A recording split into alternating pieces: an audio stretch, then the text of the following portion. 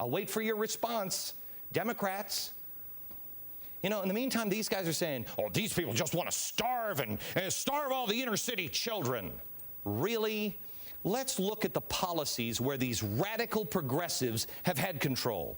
The cities with the top 10 poverty rates in America have been run by Republicans 8% of the time since 1965, and 8 out of the top 11 with poverty have been run by the Democratic progressives 100% of the time. Am I the one, really, that wants to hurt education, make sure everybody's an uneducated dummy? Washington, D.C. has been controlled by progressives. They have spent $15,000 per student. The national average is $10,000. They've been in control by corrupt individuals and progressives so long I can't even count it anymore. Yet they're still ranked among the worst in the country. Only 60% of the kids graduate. 60%. And only 9% will complete college within 5 years of graduating. What are we doing to these people? And yet, Nancy Pelosi and her crew, they get in and they cut the charter schools. Barack Obama throws the game in with the unions. I'm the one that wants to make sure people are uneducated? Not anymore. Not going to be afraid of whatever name you call me. Am I reckless for supporting gun rights? That's what they'd have you believe. In England, they banned guns in 1998.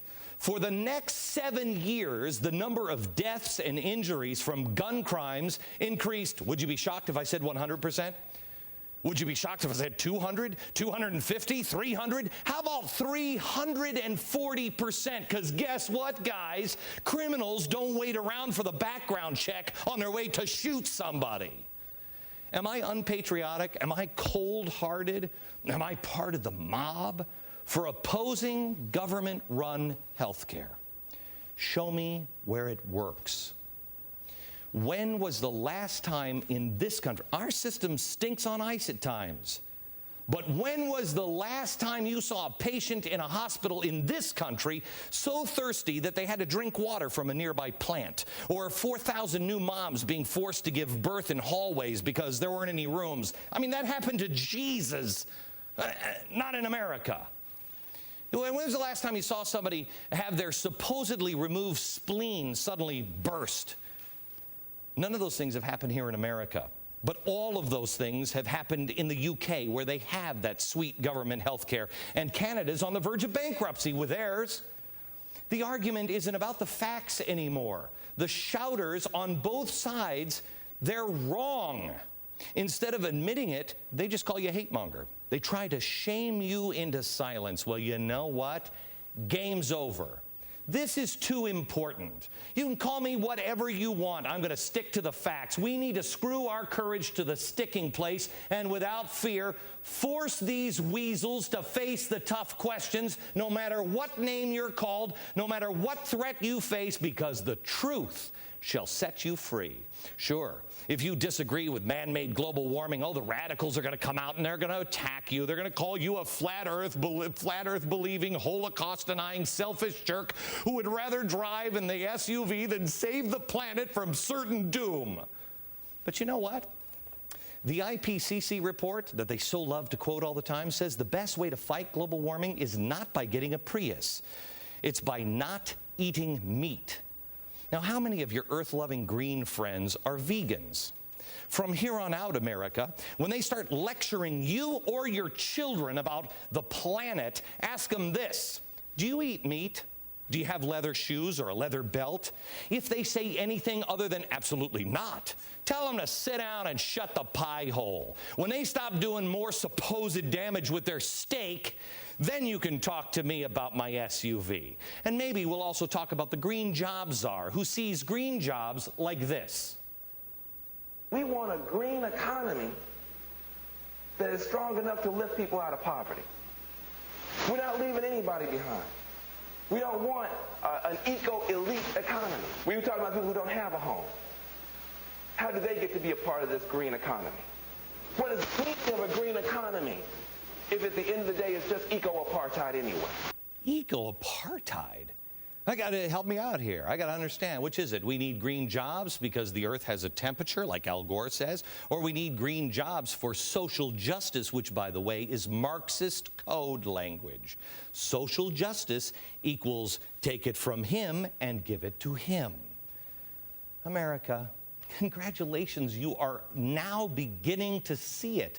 This is not about Republicans versus Democrats. I think we both know they suck equally.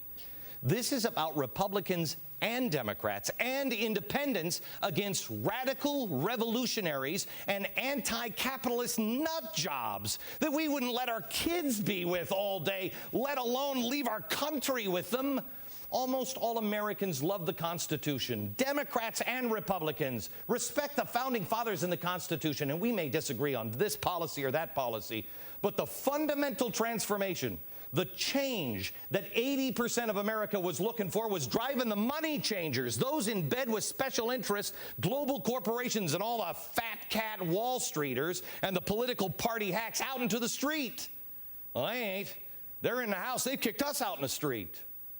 In the coming weeks on this program, I'm going to ask you to continue to watch this show with a piece of paper and a pen, because to my dying breath, I'm going to be shouting this out.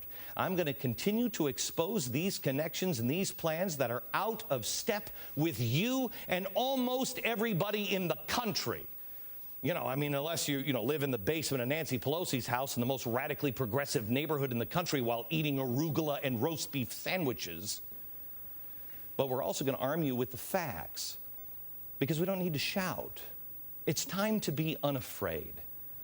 Don't be afraid anymore. Stop fearing the name calling, because sticks and stones may break my bones, but names will never hurt me.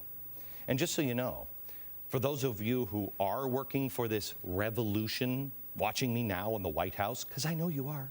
I see you. SCIU, you've got the TV on, Acorn, AmeriCorps, while you're there. I'm just ironing my uniform, getting ready to do his will. Next time, you know what? You should go back and listen to the White Album. Listen to the song co-written by your progressive friend John Lennon, who got it.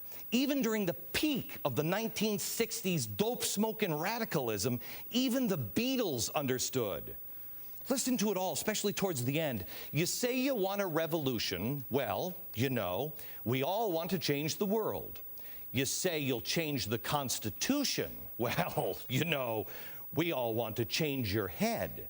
You tell me it's the institution. Well, you better free your mind instead. But if you go around carrying your pictures of Chairman Mao, you ain't going to make it with anyone anyhow.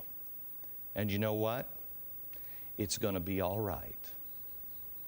Say you change the Constitution. Well, we all want to change your head. You tell me it's the institution. Well,